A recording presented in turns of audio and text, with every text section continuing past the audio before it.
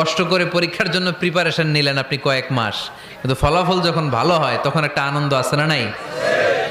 সারাদিন রোজা রাখলেন রমজানে, কি কষ্ট, তৃষ্ণায় গলা ফেটে যায়, কিন্তু ইফতারির সময় যখন রুহাবজা শরবতটা খাই কেমন লাগে? একটা আনন্দ আছে না নাই? এজন্য আল্লাহ বললেন فإن مع العسر يسرا إن مع العسر يسرا। ও নবী, কষ্টের দিন মক্কায় অল্প কিছু দিন, মদিনাতে আনন্দের দিন অপেক্ষা করছে। আমাদের জীবনে যদি দুঃখ কষ্ট আসে আমরা ধৈর্য ধরবো, তাওয়াক্কুল করবো একজনের উপর, তিনি কে?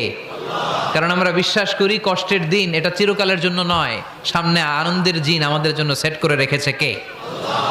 তাহলে আমরা সূরাতুল ইনশিরাহ থেকে 3টা নেয়ামতের বর্ণনা শুনলাম, বিশ্বনবীকে কি সান্ত্বনা দেয়া হলো সেটা শুনলাম। এবার 2টা গাইডলাইন শুনে তাফসীর আমরা শেষ